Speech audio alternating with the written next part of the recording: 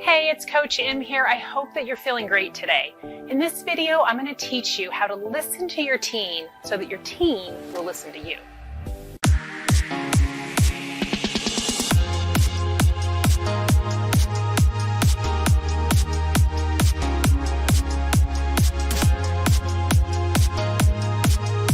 So how in the world do we get our teen to actually listen to us, to do what we ask the first time? The secret to this is all in how we listen to them. If we were to be honest with ourselves, could we say that we are always present with them in every moment that they're talking to us? How many times are we trying to have a conversation with them while we're cooking, or we're on the phone, or we're cleaning, or driving, or shopping? Or as soon as they say something, we're already thinking about what we're going to tell them, even before they're done talking. Most of us are guilty of this. So when we demonstrate that we're partially listening to them most of the time, is it no wonder that they do the same to us? We forget that we show our teens how to communicate, how to listen, how to show up with other people. How we interact with them, engage with them, directly impacts how they learn to interact and engage, not only back with us, but with others. So the more we can listen from an intuitive place, the more connected, loved, and respected they'll feel, which leads them to want to help us more, to want to please us and listen to us more. So what is listening from an intuitive place? It's getting in touch with your intuition to help guide you when you're listening to your teen. Intuitive listening is being fully present in the moment. It's paying attention to the thoughts that you're thinking, the emotions you're feeling, as well as paying attention to what your teen is saying, and also honing in on their body language, their choice of words, the tone and pitch that they use. You're focusing on what they're saying, how they're saying it, but you're also focusing on what they're not saying and what their body language is telling you. Now, this does take some practice, and like anything, the more that you practice it, the better you'll get at it, and the easier it becomes too.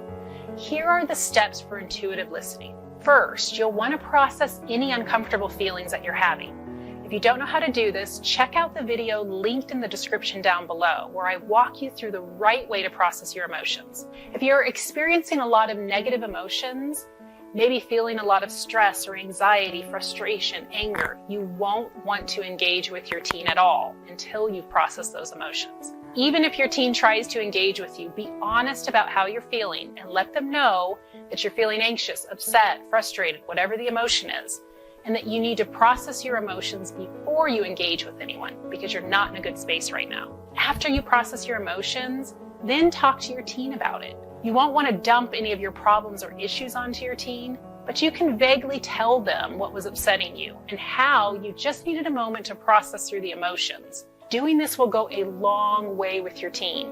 Your teen will appreciate your vulnerability and your honesty. Plus, it shows them how important it is to process emotions before you say or do something that you might regret. You're modeling for them the right way to handle those uncomfortable emotions, which is huge. And honestly, it's the best tool that you can teach them. Second, you'll want to access your intuition. To do this, you'll want to get comfortable. Close your eyes, take 5 deep, slow breaths, counting to 5 as you inhale and counting to 5 as you exhale.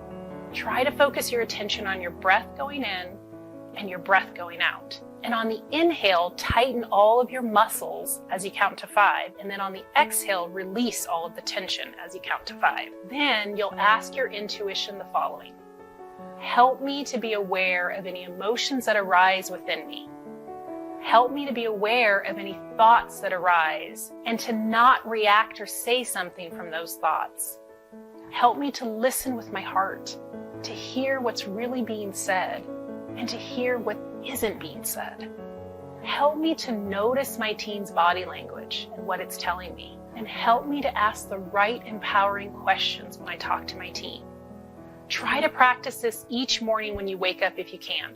Trust me when I tell you, this works and can be a major game changer in your relationship with your teen. Practice it as much as possible and you will start to see the results, I guarantee you. Number 3, give your teen your full attention. Most of us know that we should give our children our undivided attention, but most of us don't do it. Yes, we're all super busy, we're trying to juggle a lot all at once, but we have to try our hardest to stop what we're doing if we can and give our full attention to what our teen is talking about. If you're doing something that you can't stop, let your teen know that you definitely want to hear all about what they want to talk about, but you have to finish whatever it is. But you'll come find them when you're done. Then make sure you find them and finish your conversation with them. This is super important. It builds trust, and your teen knows that they matter to you and that they are a priority. Number 4, validate your teen's feelings first. Even if your teen is talking about something that you disagree with, you still want to validate their feelings first. A simple example of this is if your teen starts talking about how much school sucks and how they hate it and feel like it doesn't really teach them anything that they'll need in life, you'll first want to acknowledge their feelings about school. So saying something like, wow, you have some strong feelings about school. Sounds like you're not too impressed with our education system. If you approach it this way, as opposed to saying, too bad, I know you don't like school, but you still have to go and you have to get good grades, your teen will be more likely to open up and tell you their thoughts and opinions about school, which could actually help you discover a deeper issue going on, like bullying, a problem with the teacher, issues with certain subjects. Number 5, only reply to your teen with non-judgmental statements and questions. If you don't agree with what your teen is saying, don't argue. Don't try to get them to see your point of view. They'll feel like you don't understand them. Instead, ask empowering questions to help them explore their ideas a little more. And if you need help with what empowering questions look like and how to use them, check out the video here, and it's linked in the description down below as well. By only offering non-judgmental statements and questions, you're avoiding a potential control battle with your teen. And a control battle is the last thing that you want.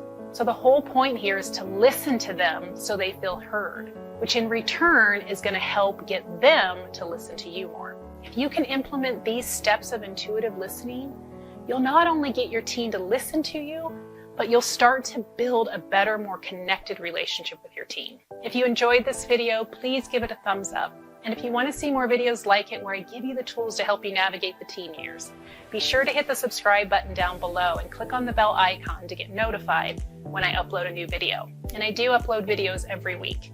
Remember, we teach our teens how to listen to us based on how we listen to them. I hope your week is fabulous, and I'll see you in the next video.